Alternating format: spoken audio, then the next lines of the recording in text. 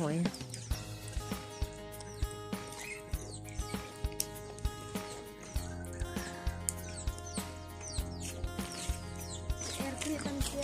จับ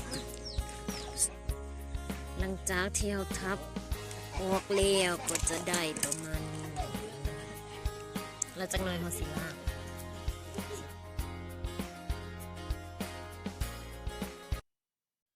ฮัลโหลฮัลโหลสบายดีสบายดีทุกคนที่เขารับชมในคลิปนี้มื้อนี้เฮาสิมาเฮ็ดอาหารอาหารแต่ว่าหอยอืมโอเคไปเบิ่งนำกันไป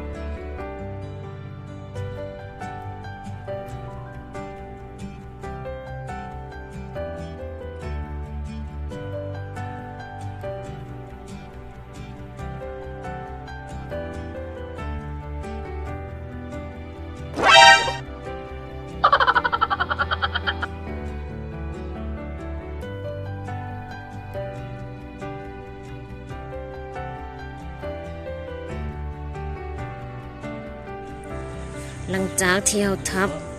ออกเลี้ยวก็จะได้ประมาณนี้แล้วจากหน่อยเขาสิล่างอีกเชื่อนึงกัน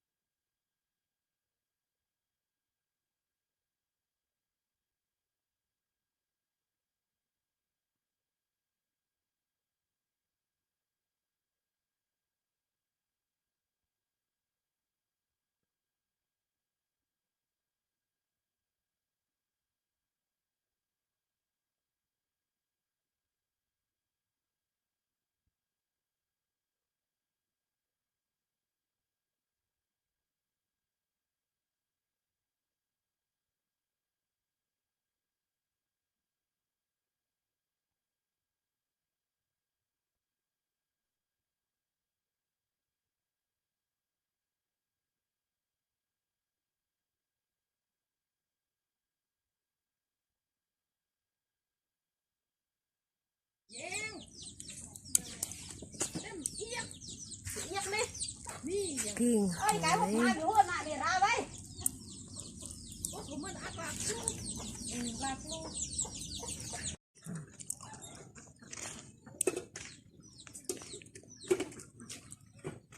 ช่องมังกินหอย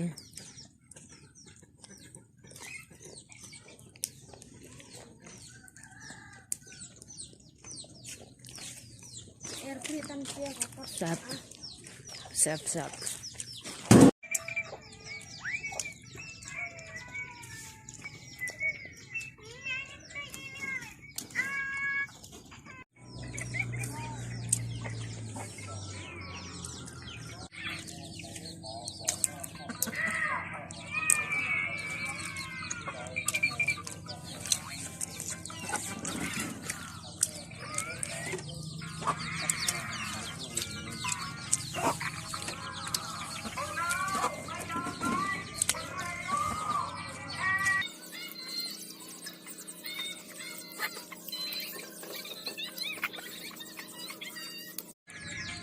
กองน้ำหวยกองน้